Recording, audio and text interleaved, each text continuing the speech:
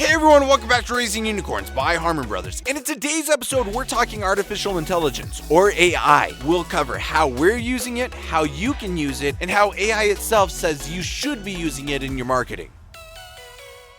Successful businesses come in all different shapes, sizes, and animals.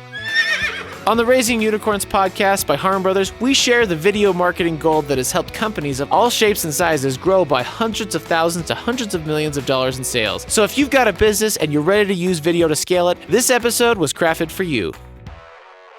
Hey guys, welcome back. This is Brett here with Tom. Hey guys. And we're excited to chat today about AI in marketing and advertising and whether you should be using it or for what, if the answer is yes. So Tom, on last week's episode, you and Shane actually had a great discussion about the importance of intros or hooks in your ads. Yes. And today we want to approach the question of whether or not marketers should be using AI in their efforts. And like I said, if so, how? To start, though, my experience with AI started around 2 years ago when we were talking about the subject internally and sort of debating what role, if any, AI would play in the creative field. In fact, I found some messages where we were discussing GPT from OpenAI back in 2001. And now it's the AI that everyone is talking about, how Google's scared and kind of playing catch up. Microsoft just invested billions of dollars into OpenAI and ChatGPT. So since we first started discussing it internally and where it is now, AI has come a long way, and it's obviously making huge waves, but I think it's now more accessible than ever, and it's just getting better and better every day. But early on, the potential for AI to be used to process loads of information, analyze that information, identify patterns, even automating tasks and decision-making, that was pretty obvious back then. But what to me was less obvious and maybe even kind of heresy at the time was the idea that computers could actually be creative. I was very much of the opinion at that time that they could do the data, the analyzing tasks and stuff like that, but there's no way they could actually be creative. Sure, they could aid in that creativity, and we'll talk a little bit about that in this episode, but I was skeptical that they could actually be creative. That is, come up with new ideas, and especially ideas that made sense and would resonate or induce emotion and actually persuade people to do something.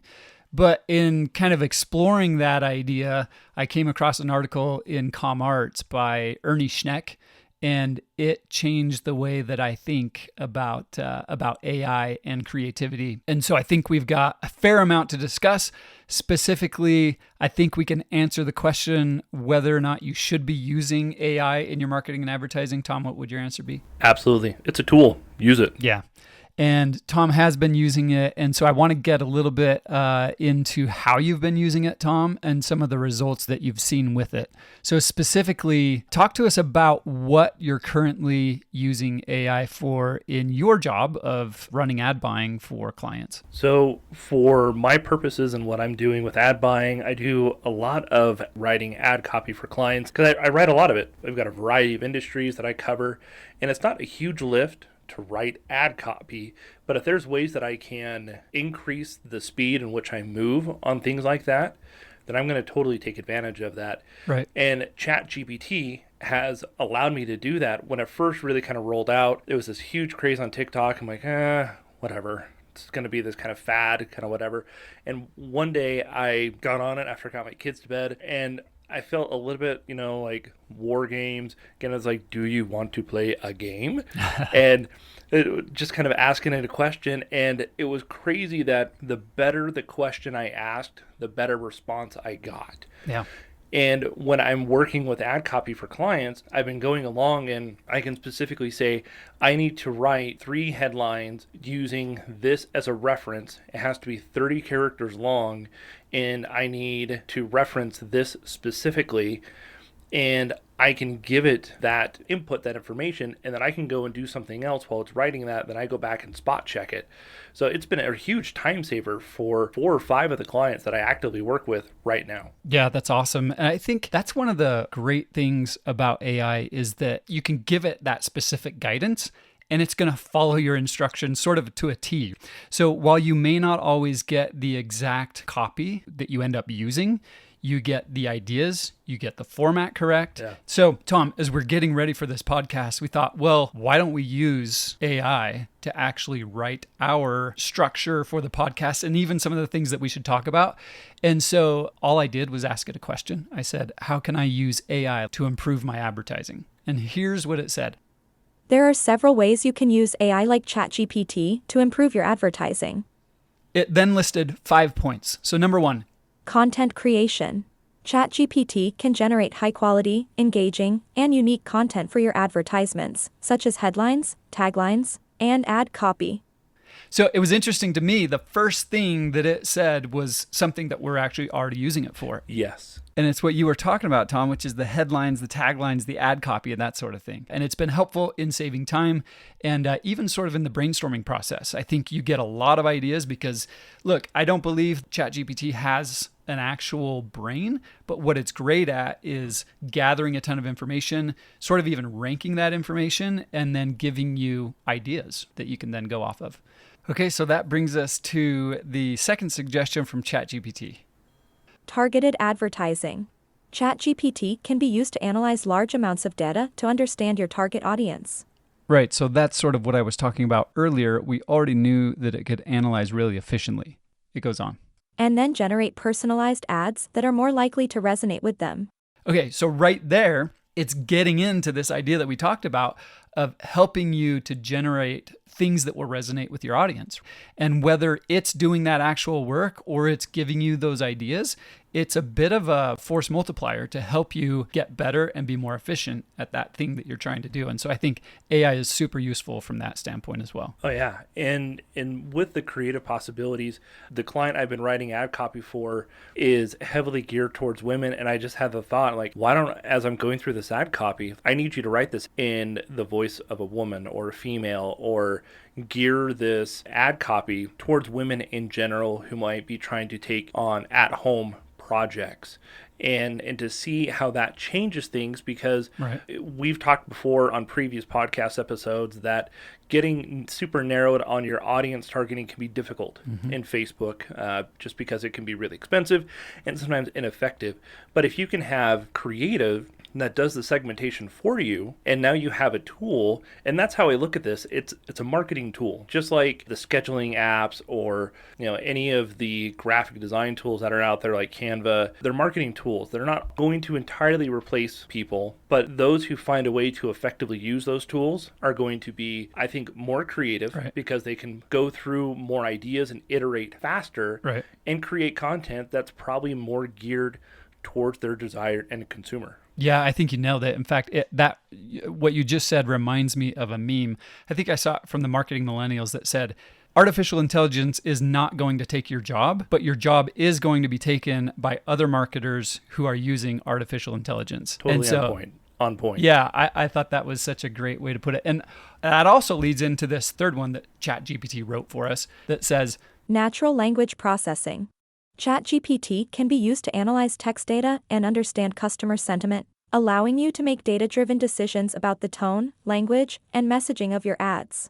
so really exactly what you mentioned earlier, Tom, which is that these computers or this artificial intelligence can take all this data and analyze it in a better way than we can to help us make those decisions about the way we should structure and message our ads. Absolutely. Right on. And the ways and methods of using it are ever growing.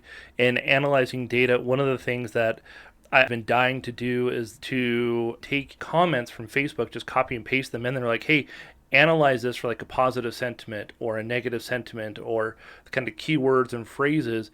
And there's tools out there where you could export comments on posts. So if you've got a post that has hundreds of comments, do you really want to analyze that and spend the time to do that? No. Then just pay for a tool to export all that and copy and paste it into ChatGPT. Or if you want to go really fancy, I was having a conversation with it the other day, like, how can I get ChatGPT to ingest more data? And they're like, well, you probably need to use our OpenAI, and here's how you would do it, and here's how you would do an API call, and here's the code, and here's how you would use this.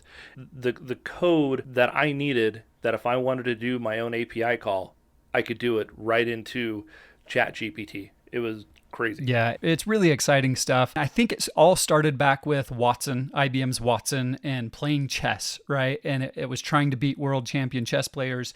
And it did a fairly good job of that, as I remember. But now we're getting into more of the utility, the things that can actually make our lives better. And I think it's a super exciting field. Let me give you an example that we had, Tom, just a week or so ago when we were out in San Francisco visiting with a client. Okay, so we were there with a guy that has a lot on his plate. He's super busy in the agency. He's also super busy in his personal life. And what he needed to do was create essentially a sermon on a specific topic for his church. That weekend, he was going to be speaking to a couple of hundred people, and he needed to speed up the process of getting to his thoughts and kind of the message that he wanted to deliver without doing some of the tedious work of organization and structure and some of that kind of stuff. And so I pulled up ChatGPT and started typing in exactly what I wanted. So it was like, I need a sermon that's written in this style that has these examples. Now I gave it like concepts to reference, but not specific examples. I gave it the number of words and different things like that. And as soon as I hit enter, it started typing out 6 or 8 paragraphs. And I was reading it as it was going, and it was just blowing my mind. It blew all of us away. We just sat there in that living room as you were reading, and all of us had this dumbfounded look on our face of, there's no way that, and the best part about it was it ended in the kind of format that is typical for that kind of sermon. And I had made the comment, it's like, so Brett, you added that. You're like, No, I didn't. It did that on its own. Right, exactly. It was just a really impressive, because we'd used ChatGPT, like Tom said, for writing headlines and, sort of short form copy and different things like that. Tom, have there been any of those instances where you've been able to take the exact words from AI and use those in ads, or have you always massaged them, or does it sometimes get it just right and you run with it? There have been a few times where I've used the word for word what it has produced, but then on that same trip, Katie mentioned like, I'll sometimes ask it like, hey, punch it up a little bit or add this or add that. And I had never thought of doing that. So just yesterday I was writing some client ad copy and I wanted body copies to have a better call to action or a stronger call to action. So I was like, hey, add a stronger call to action to number 3. And it did, and it produced something that was even better than what it had before because of, a thesaurus or something, and iterated on it. But it was just so impressive that it could do it so quickly and save me that time. At that point, I'm giving it direction still, but it's producing it for me, so I don't have to take the time to do it. So what would have taken me probably an hour and a half to write 25 different iterations of ad copy for a variety of different kind of sales and promos, probably took me 35 minutes. Yeah, it's incredible when you use it as a time saver.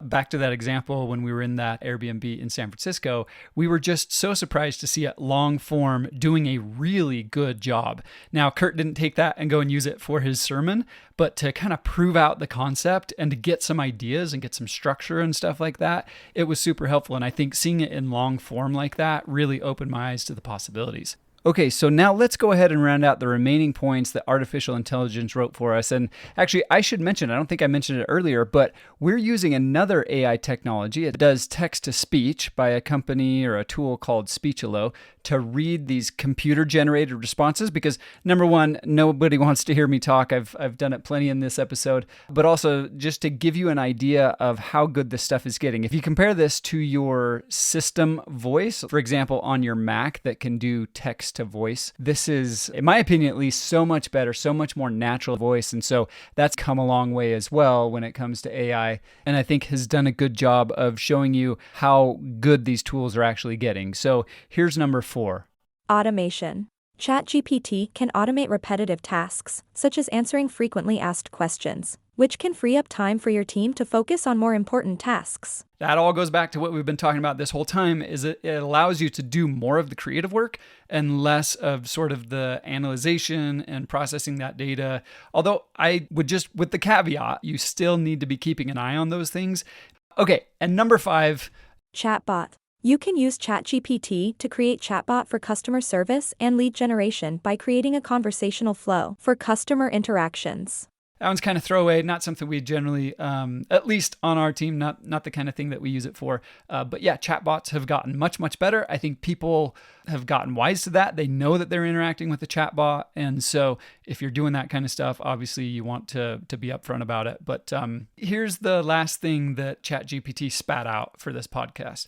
It said, It's important to note that these uses of AI are not a one-size-fits-all solution for improving advertising, and it's important to consider the specific use case, and then train and fine-tune the AI models to meet those specific requirements.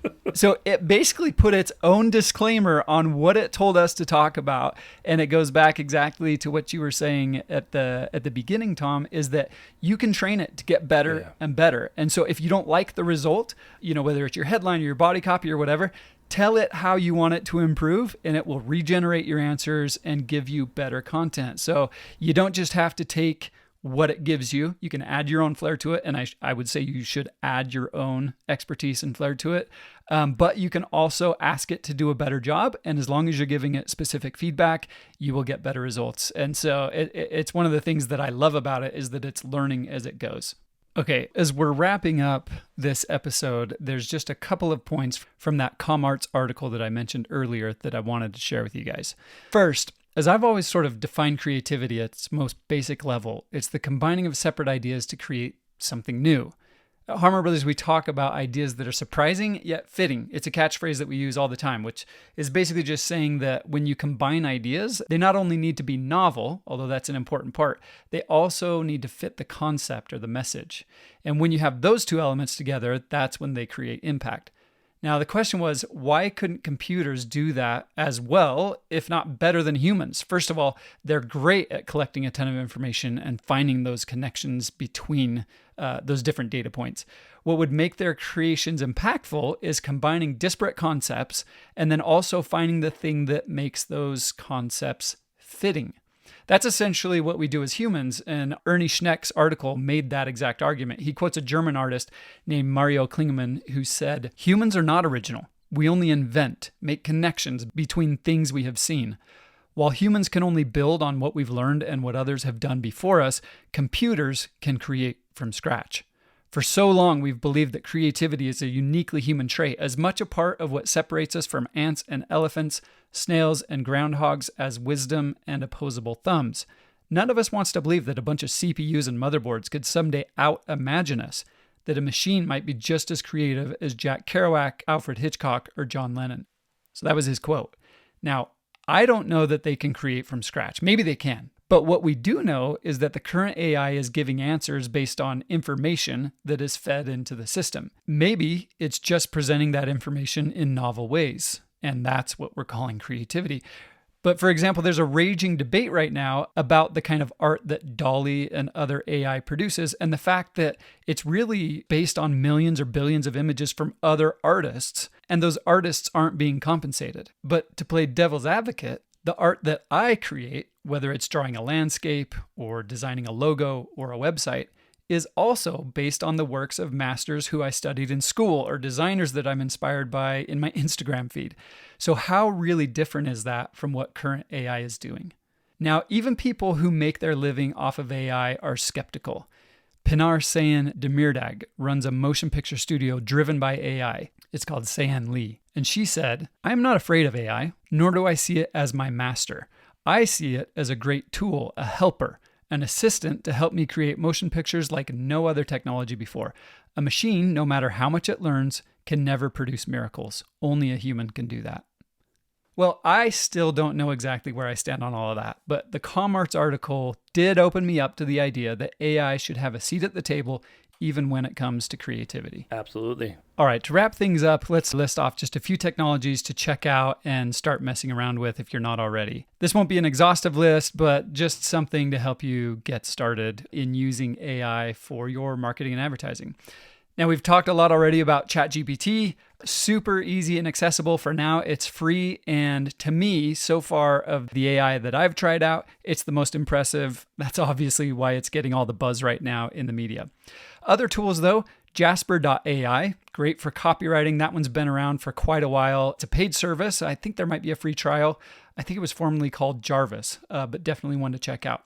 Now, one that we've used at Harmon Brothers that Tom didn't mention, he's used it quite a bit. It's called Pattern 89. Yeah. It was actually recently purchased by Shutterstock, and so I'm not sure if you can use it the way that we used to, which was in analyzing trends and helping rate some of the content that we were creating based on tons of other content that was out there and the results that that other content was producing. So that's potentially one to check out. Many of the tools you already use, whether it's email marketing services or ad buying technologies or social media management, are incorporating artificial intelligence into their own products.